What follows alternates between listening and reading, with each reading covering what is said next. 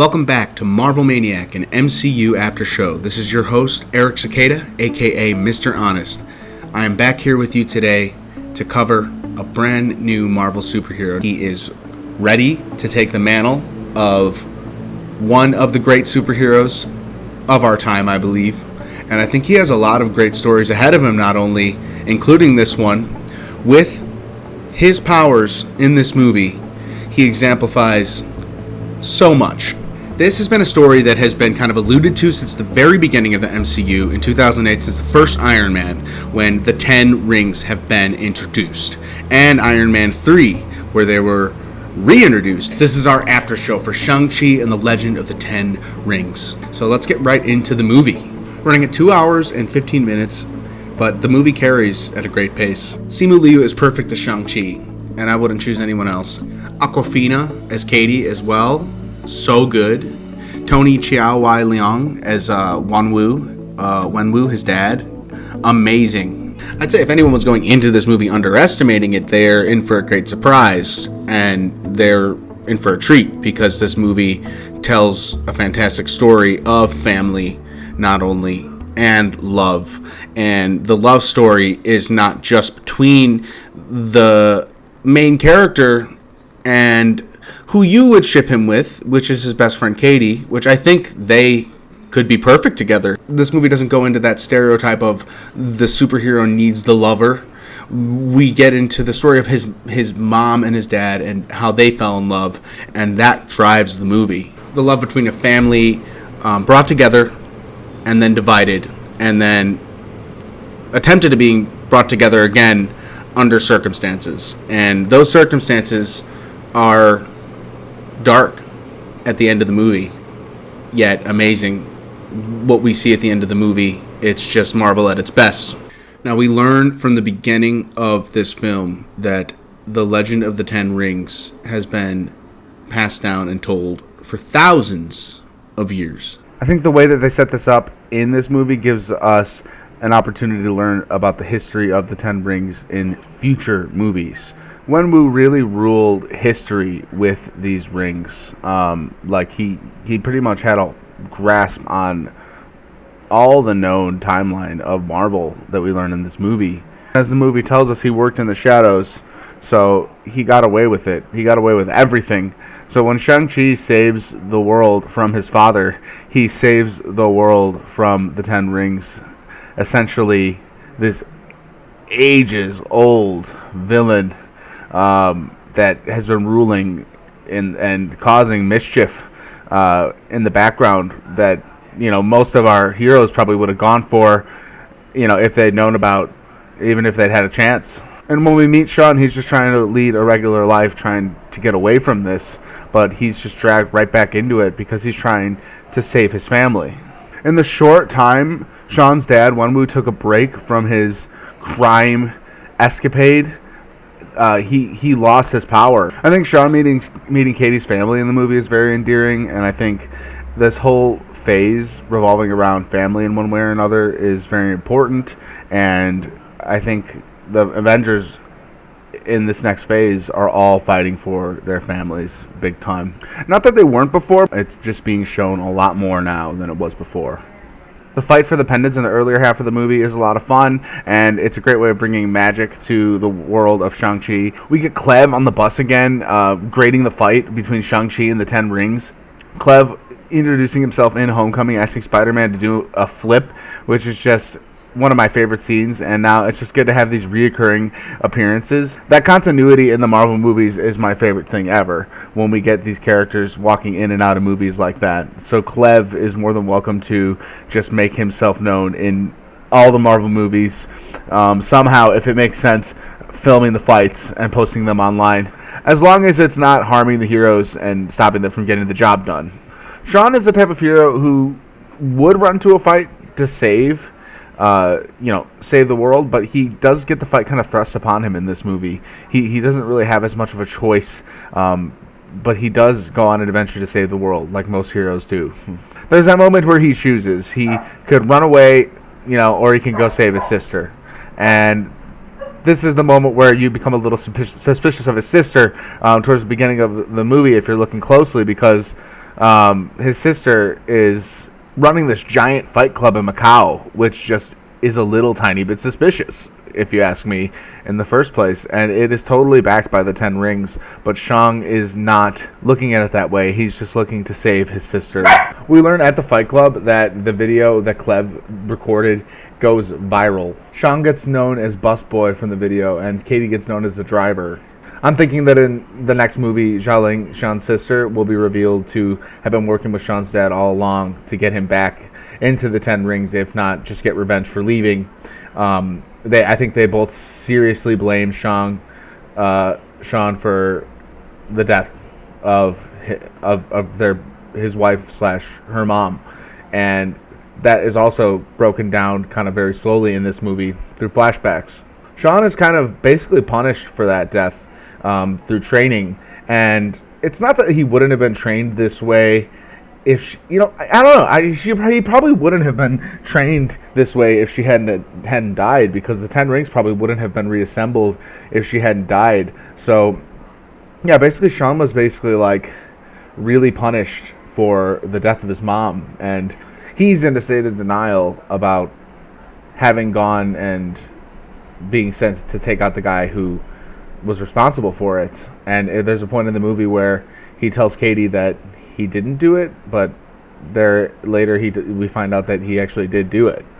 So there is a dark side to Sean that is later to be explored once he does pick up at the end of the movie the Ten Rings, and that side of his dad that kind of turns to the dark side of these Ten Rings, the blue color versus the gold color that Sean does possess. Sean is on the light side of the Ten Rings, but he has to be very, very careful, because once that dark side enhances him, it seems like Sean is almost like more powerful with the rings than his dad potentially. So it's almost like, will he be a threat to the Avengers with these ultra mega super ancient weapons?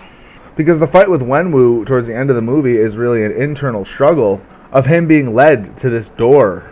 Abomination and Wong get it on at this fight club in Macau called the Golden Daggers Club, and we will see some ramifications for that in the show She-Hulk, and I'm not going to spoil that in this episode, but you have to watch She-Hulk if you haven't. We talk about that. We broke that down a few weeks ago, so go listen to our She-Hulk after show after you watch She-Hulk, and we talk about that. And that's what I'm talking about, that integration with these movies and these shows. It's just very special, and not a lot of big screen media can do that and pull it off. Wong is the master of the mystic arts, and he really makes his way around this phase. And it's fair to say that he is super, super important when it comes to the next Avengers movie and all the Avengers stories going forward. I think he might be the Nick Fury in calling like the beacon for the Avengers for the next threat, whether that be Kang, which I think it is, considering the next Avengers movie is called Kang Dynasty. I think that he might be seriously the guy to go to where everyone rallies. At this fight club, Shang and his sister also have it on, and he loses, and this is where another attack from the Ten Rings is pursued upon Shang to get the necklaces from him and his sister, and they win. And this is where Shang, his dad, and the sister all meet yet again, and this is kind of where the family reunion takes place up until that escape finally happens, and Shang makes his return home, his actual home, his mother's home, Ta Lo. What would happen if someone as powerful as Wenwu knew of someone kind of impersonating him and gave himself a fake name called the Mandarin?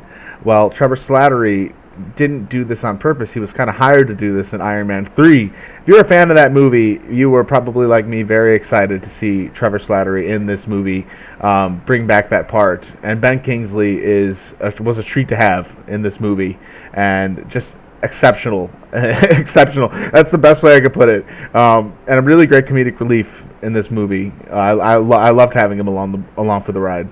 Him and Morris as well. And all the creatures that kind of come along after we meet him in Ta Lo. There's birds with flaming wings, nine-tailed foxes, white nine-tailed foxes that are just gorgeous. So many Morrises by the time we get to Ta Lo. Qilins, which are like dragon horses. Just this is a whole other land that basically could be on the other side of the universe. It's just like a portal connecting Earth to this land, and the people of Ta Lo, Sean's mom and her people, are guarding this portal. Sean's mom was guarding this portal. Obviously, she's not anymore. She did a very good job of doing so, though, if you ask me. I think she technically gave her own life and sacrificed everything to not let Wenwu get into Ta Lo when he first nearly entered. He probably would have gotten in that first time if it wasn't for her. At the very beginning of the movie, she kind of seduced him away from Ta Lo. We learned before Sean, Katie, Trevor, Morris, and Xialing escape that Wenwu had been obsessing over Ta Lo ever since the death of his wife. So this has been his goal ever since she passed away, just to get back there. So it was a great thing that Sean left with that pendant. Another creature we get to see in Ta Lo are the Fu Dogs, the giant lion creatures that guard the actual city with the people, and those things are epic. I think one of the coolest things about the second half of this movie is the mythical magic part that we get after nearly none of it in the first half. It kind of knocks you on your back a little bit. Have I talked enough about Razor Fist and how amazing he is, and just the sub-villainry in that? It's so good. I think it was a really, really good choice to have a guy like Razor Fist in the movie. That's it. They took his car from the facility, of all people. Like, did he deserve that? Probably not. However, he got that end of the stick, and that's the car that they ended up driving into Ta Lo. Ying Nan, Sean's aunt, informed Sean that their people have been there for over 4,000 years, guarding the Dark Gate. The Dark Gate is the exact thing that Wenwu is trying to get behind to find his wife, and it is just the wrong choice. And he is so insistent that this is the right way to get there, and he is hearing her exact voice behind this gate, and it is a mirage. You get the feeling that he's been wearing these rings for so long that it's giving him like mirages, like I said. The gate sits behind a giant lake, which we learn what sits under that lake is this epic dragon that Sean ends up riding. And man, I think that's so signature, actually. Later in Marvel, will Sean bring that dragon out to fight and defend the universe? I don't know. It seems like Sean is going to need that thing again at some point. And sorry, that creature, that noble mythic creature, I don't mean to call it a thing when it's so epic and powerful. Wenwu is so old, if you think about it, and he is so set in his ways that by the time he gets to this door, he is not going to listen to anybody's reason or rhyme on if he should or shouldn't even try to knock this thing down with his fists and his rings. And by the time he gets to this door, I'm not even thinking that Sean is going to possess the power of these rings himself. I don't think that he's going to take the rings and turn them back on his dad, and he's going to use them to fight his own father. I know that Sean's going to need to take down his dad, but I don't think that Sean's going to need the rings to do it. And I think it's so earned when Sean does get the power of the rings. It's so powerful, and it is so earned, and it brings almost like tears to my eyes just talking about it, because when Sean does get the power of the rings, it is just so powerful. He is so disingenuous on trying to get back there, to get to his wife, that you don't really fully understand what his actual goal is by the time he's going to get her. He wants to burn down Ta Lo. It makes you so mad that you would almost hope that Sean would stop at nothing to stop his own father. However, you know the history. You know what Sean's lost. I just don't want Sean to lose any more. You know what I mean? So it's so complicated. The weapons of the 10 rings are powered by the 10 rings, if you know what I mean. They're charged with the negative blue energy of Wenwu. So I'm wondering if Shang-Chi could use his rings to help like an Avengers army fight if ever need be, since that power can be transmitted. So sort of like the power of the Tesseract, I guess. but put in the wrong hands, it could just be used so badly. Shang-Chi's dragon scale outfit and staff are really cool, and I like them a lot. I think he, as far as the superhero outfits go, one of a kind and really cool. I think a mask would be really cool, but you wouldn't want to cover up that face. No actors really want that, but I think a mask would look really cool too.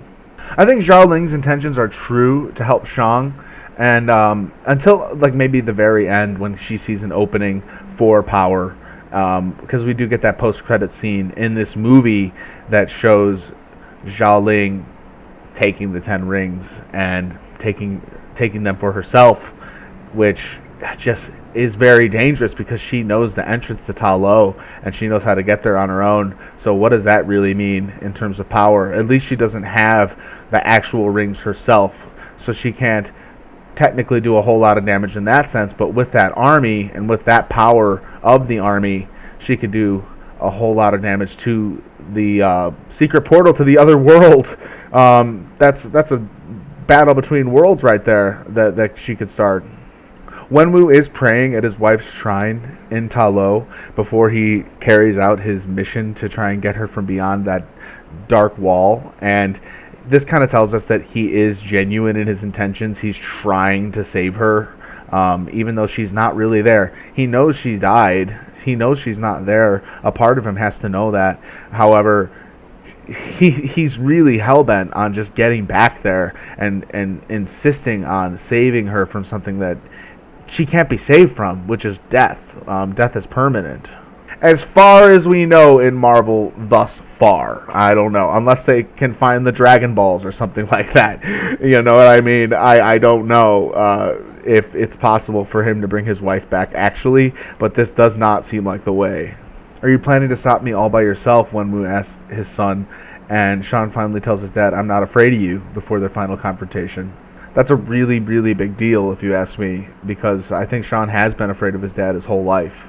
Wenwu gives Sean all this bullshit about how it was his fault that his wife died. He shouldn't have gotten into this life of crime if he didn't want his wife to die. You know, it's just a whole load of garbage, especially to put it on his son, who's been living with that regret his whole life. There's a scene where they're fighting, Wenwu and Sean is batting the rings away with the staff, and Sean sort of has Wenwu on the ground, and he says, even if you could bring her back, what makes you think she'd want anything to do with you? And this is kind of the thing that maybe Sean shouldn't have said. This is where his staff breaks, because Wenwu is so angry, he breaks it with his fist, and uses 5 rings to gut Sean, and then he takes the rings back, and then punches him again with them, sending Sean flying way back into the lake. This is when Wenwu looks at the wall and he hears, save me, my dear. And it's just hard to watch because we know it's not real and he's just being completely deceived. And if he used any judgment and he wasn't in this like fast forward running to the finish line to do something without thinking about it, he'd save a lot of lives and a lot of pain. He starts striking the wall with his fists and he uses the rings to start breaking through it. It takes the power of all 10 rings, and the wall is like kind of blocked by scales in that of itself. So it's like this dark dragon hiding behind here, this dark soul-sucking dragon that we get to meet. The army starts to really team up when the demons start attacking both sides of the armies. Razorfist is the one to announce this to the armies that we should work together after he almost gets completely slaughtered by one of these demons and he gets saved by Nan. These demons leave the cave and they go get souls and then they bring it back to the cave. It's very, very dark. Zhao Ling asks what they're doing and Nan says, stealing souls to feed the dweller in darkness. If it grows strong enough, it will break right through the gate, which it does. I really like that Katie eventually picks up a bow and starts shooting it. Like, she wasn't doing a whole lot except for driving, which, I mean, we needed a really good wheel woman, but she needed to pick up the bow. She was a little bit afraid to do it, and thank God she did. Because she was the shot that determined the literal saving. Like, she saved the day here with her final shot. The one shot she took, she saved the day. And I really am willing to believe that Katie would be the one to do that. She's awesome. At the bottom of the lake, Shang meets the dragon, and the dragon is gorgeous at this point of the movie. It's green, white, and red, kind of silvery actually, and it flies out of the lake and just destroys, obliterates a bunch of these demons all at once with Shang riding his back. Shang-Chi rides on the back of the Great Protector's head, and it just eats all these demons, but not every single one, as they make their way to town, and the people there have to fight them off. Zhao Ling and her rope dart get some really cool scenes in this movie, by the way. Wenwu keeps slamming his fists into this wall despite all the damage it is causing and all the terror and all the craziness. He just keeps trying to get back behind this wall. Sean tells his dad she's not back there, and he tells his son to get out of his way, and he tells him no. Shang-Chi draws a half circle in the dirt with his toe and performs a series of graceful movements, ending with his hands poised in front of him. This is like the exact move that his mom did to get his dad down at the beginning of the movie, and his mom was teaching him this in flashbacks earlier in the movie as well, so it all comes together here. Wenwu shoots one of the rings at Shang-Chi, but it bounces off the gate. He attacks his son, and the two men fight in close proximity. Shang-Chi seizes his father's arm, draws it back behind him, and pushes him down, then spins him. Seen from above, they move in slow motion, their eyes locked together. Wenwu breaks free, blasting Shang-Chi back. Wenwu flips energy whips at Shang-Chi and then tries hand-to-hand combat. Shang-Chi nimbly blocks his blows and then strikes him in the chest, the force then sending the older man flipping through the air. He lands on his feet, rock breaking beneath him as he slows to a stop. Spinning for momentum, Wenwu casts the blue whip at Shang-Chi, who puts out his hands. The whip responds, and Shang-Chi moves it around himself at lightning speed. He jumps horizontally several feet off the ground, and the whip circles him. As he lands, a small shockwave annihilates the energy, leaving only the 5 rings, now glowing orange, orbiting him. The view alternates between flashbacks of his mother guiding him through the graceful forms as a child, and Shang-Chi performing them in the present, using them to control the rings, and this is just so awesome. He swoops his arms in opposite directions, then brings his wrists together as he shifts his gaze to his father. Seething, Wenwu swings a blue energy whip of his remaining 5 rings at Shang-Chi. This is like a lightsaber battle with the 10 rings. 5 rings versus 5 rings. Father versus son. Yeah, this is one of the most epic scenes, and this is why I'm kind of choosing this scene to do my breakdown narration for in this movie. I decided not to break down every single action scene in this movie, but this one. The 2 whips now lock together, one ring hovering at the point where the weapons connect. The 2 men glower over the streams of energy when Wenwu yanks his back to free it. Shang-Chi wraps his own around Wenwu, flinging him into the air. Shang-Chi uses the rings as steps at one point, which is just epic. Wenwu uses his rings to deflect the attack from Shang, and they just completely collide and then separate really harshly. Wenwu slams his fist into the ground, the rings traveling below the surface towards Shang-Chi. Wenwu clenches his fist and his rings burst through the ground, throwing Shang-Chi into the air. His father blasts the rings at his son.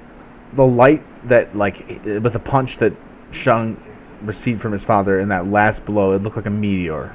At this point, Sean takes all the rings, and he walks through the haze, and they're no longer blue rings. They're all fiery orange. Even though Sean has the chance to take his dad down, he doesn't. He drops the rings at his dad's feet, and his dad still says, "I have to save her. She's calling to me." And Sean says, "I wish that were true, but your family needs you." This is at that moment we hear "Let Me Out" one more time, and Dweller in Darkness, the giant beast of a soul-sucking monster, breaks out. Wenwu uses the rings one last time, not for himself, but to save his son, to blast his son out of the way from the Dweller in Darkness, and this is the last thing he does.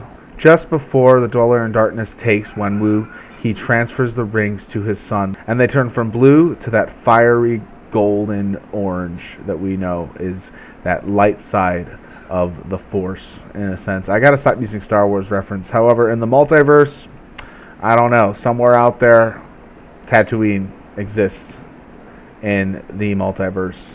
This is when Zhao Ling shows up riding the Great Protector to attack the Dweller in Darkness, and we have one of the most epic dragon fights you would ever imagine in Marvel. I didn't know there was going to be dragon fights in Marvel when Iron Man came out, but we get a dragon fight. There is that moment where Katie has to save the Great Protector from getting its soul sucked, and man, that was very dangerous, because if that didn't happen, the whole universe might very well have been destroyed. So thanks to Katie, she saved the universe in that exact moment. Really good to see Sean and his sister working together to take down the Dweller in Darkness alongside the Great Protector. And this fight sequence is beyond epic. And when we get to see the dragon in action, it makes you wonder about the possibilities of the future of Marvel. But not only that, it's like, how far has Marvel come in general? Like I said, dragon fights. Using the rings to walk and swing through the air, it's really cool to see Shang use the rings for mobility. He makes his way towards the beast's head after they've done some damage on it alongside the Great Protector. Xiaoling uses her rope dart, which is kind of hinted at, that's like her main weapon the whole movie, so that is used to hold the beast's mouth open, and Shang sends all the rings into its mouth. Time slows as Shang-Chi seems to float weightlessly above the Dweller. He crosses his arms in front of his body, then thrusts both hands down, and the rings glow brightly inside of the Dweller. Plummeting toward the demon, Shang-Chi spins in the air, and the rings mirror him as the dragon continues attacking the Dweller. He shoots through the sky like a comet as he nears the Dweller. The rings spin faster and faster inside the demon. Then Shang-Chi positions one hand in front of him and the other behind. He clenches his fists, and the 10 rings burst through the Dweller, blowing it to pieces. The rings return to him, and the Great Protector swoops in to catch Shang-Chi, making him the legend of the 10 rings. He is the legendary holder, in my opinion. Yeah, I thought that was legendary, the way he took that beast down. And it makes this equipment that he's using, it's almost like his Captain America shield. He was a superhero. He was superhero enough before he got these things, and now he is just like this beyond epic superhero. I've used the word epic more than a few times here. Earned by Shang-Chi here in this movie, in his title movie. We lost a lot of people because of Wenwu here, and that just cannot be forgotten. And like the moral here is, don't chase dark demon spirits into the afterlife when we know they're already gone. I don't know. And just stick with your family. Stick with your family that's already there with you, telling you the truth. We get our movie ending with Shang and Katie telling their friends about their escapades. Their friends pretty much not believing them at the bar/restaurant they're in. And they get a visit from one of our favorite Sorcerer Supremes, Wongers, a reference. I will give you a She-Hulk reference. It's the only She-Hulk reference I will give you as I post this late review. Wong introduces himself, and Sean says, "I know, I'm a huge fan." Wong asks Sean if he has the rings, and he says yes. He says, "Good, let's go. We have a lot to talk about." He says, "You too," to Katie. So Katie is also very much a part of this. They leave with Wong through the portal.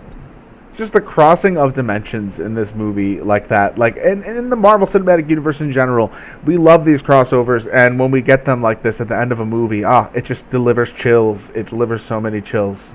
Our post-credit scene has Wong studying the 10 rings, which sit on a table in front of him. He enlarges a copy of one in like a hologram form. Kind of reminds me of what Tony Stark does when he's like kind of looking and breaking things down in his lab. They don't match any artifacts from our codex, he says.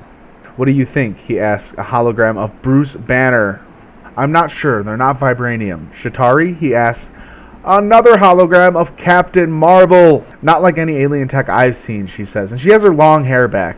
So I wonder if in her movie that we're going to see her in, she's going to have short hair, then long hair. Or that's just for an Avengers Endgame. People have different haircuts at different times. Am I right? I like long hair Captain Marvel a lot.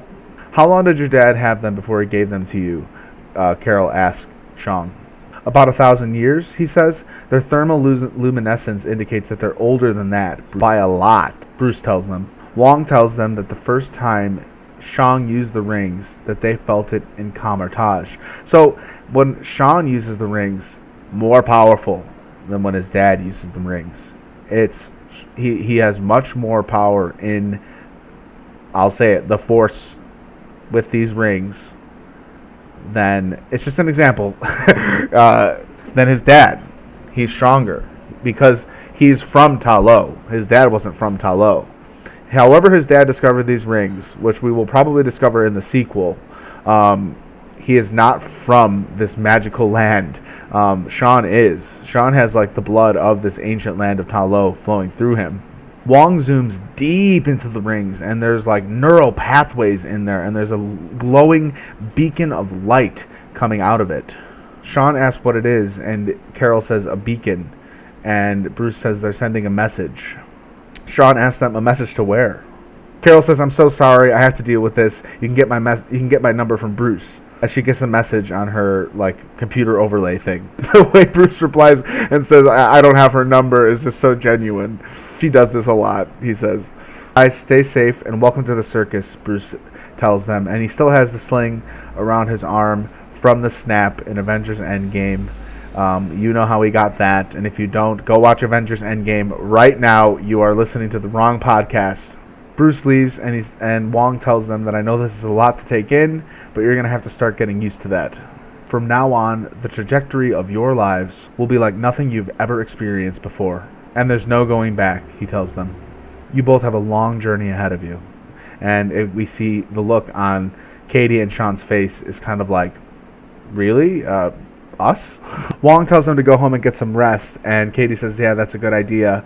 And they all are in a karaoke bar singing Hotel California, which is a running joke in the movie. It's something that Katie does when she's in distress. She'll sing Hotel California to get out of bad situations, and that is the rule of three joke right there, and we get it for a third time.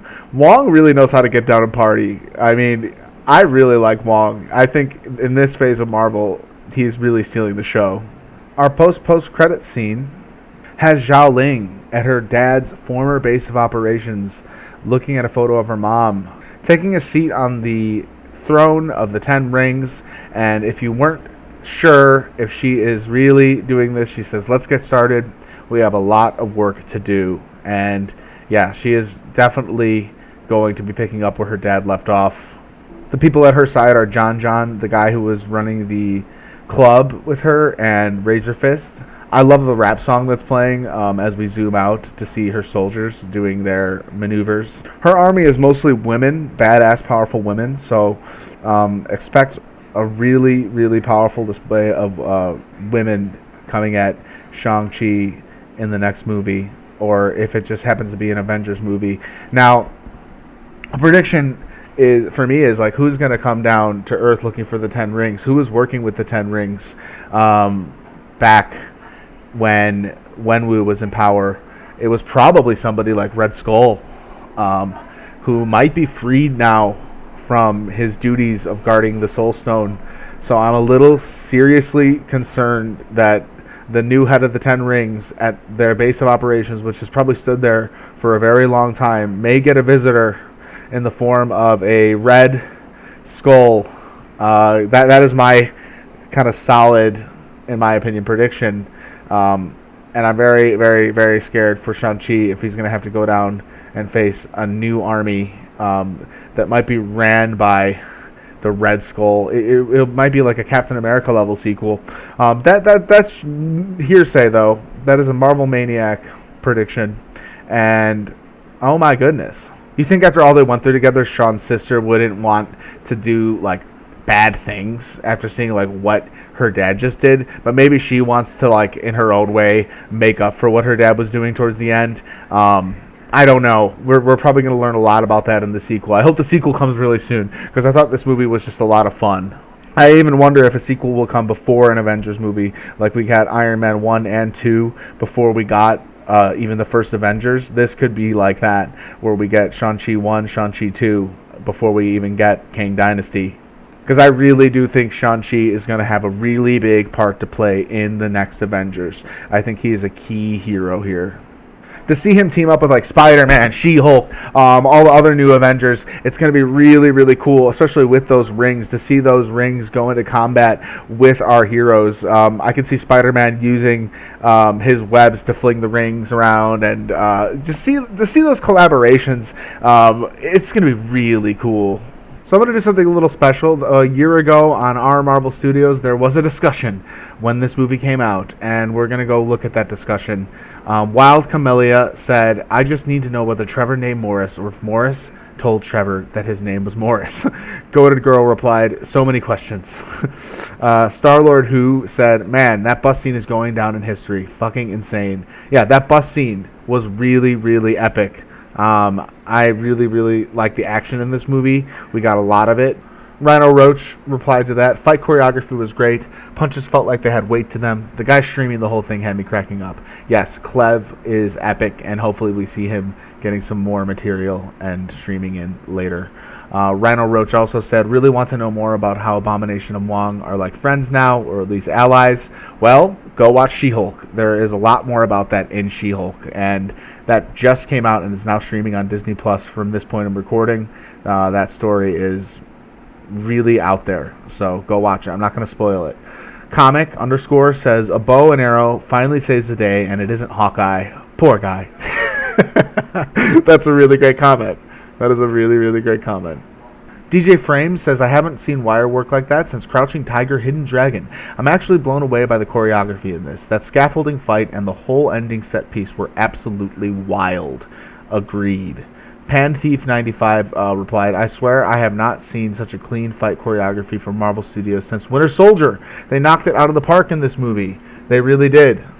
The scene where Wenwu goes and avenges his wife was pretty intense, especially when he just blasts the dude's head right off in front of Shang-Chi. For real, with the wings, I know. With the wings, with the rings. I'm going to keep that in there. There have been multiple times where I've been recording this, and I've said wings instead of rings. The Shang-Chi and the Legend of the Ten Wings. Yes, they're rings, Mr. Honest. They're rings. Tess Scully replied, hiding the violence and then using the mirrors on the wall while showing Shang-Chi watching was a great piece of cinematography. Even if it's something used before, that stood out to me. Yeah, the cinematography in this movie was fantastic. Paul Zamans 3 said, Tony Leung stole this movie. He was phenomenal. That is Wenwu, and yes, he was so good. He was a great, great antagonist. Big Laser 92 said, Wong doing karaoke with Shang-Chi and Katie was everything. Best post-credit scene in the MCU by far. Everyone was laughing in my theater like crazy. Joe RCK said, I don't know what it is about Simu Liu taking roles that involve running away while his dad wants him to take over his business. Wong is like everywhere, the Salty Solo said. Yeah, he is. Wong is everywhere. The Truth Hurts says, Simu Liu oozes charisma, and it's nice to see an MCU fanboy live out his dream. I honestly didn't think Marvel would be able to make a compelling character out of Shang-Chi, largely a Bruce Lee ripoff from the 70s, but here we are. In Feige, we trust. Kevin Feige agreed. Thank you for making and helping contribute to make such great movies, and I'm going to leave it at that with Marvel Studios. Reddit.com/rmarvelstudios for your after discussions. That's where I go when I go to the movies and I want to talk Marvel. Aside from having a podcast, I go there to do my talking and discussing. So get over there right now and subscribe. What did you think about Shang-Chi and the Legend of the Ten Rings? MarvelManiacPod@gmail.com with your theories, thoughts, afterthoughts, and anything else that you might have. What do you think about this formatting for me? We're here at a 40-minute mark opposed to a 3-hour mark instead of me breaking down a beat by beat of the movie, which is something I'd usually be doing. I did that for Phase 1 of the Marvel Cinematic Universe. That's kind of a Marvel Maniac way of going about it. This is more of a recap of the movie, and I broke down one fight scene from the end. So I'm going to be experimenting with my format going forward, similar to this. I really had a lot more fun going into the movie this way. Please leave a positive review on the show. It goes a long way wherever you're listening. A thumbs up, 5 stars, whatever it is. It will get us out to more people. Share with a friend. And feedback goes a long way at marvelmaniacpod@gmail.com opposed to on those reviews. Either way, you can be featured on the show if you email us as well as post a review. So we'd love to hear from you. I'll still be posting a review of this week's She-Hulk, and I'm excited to talk about that with you. Until next time, Avengers, disassemble.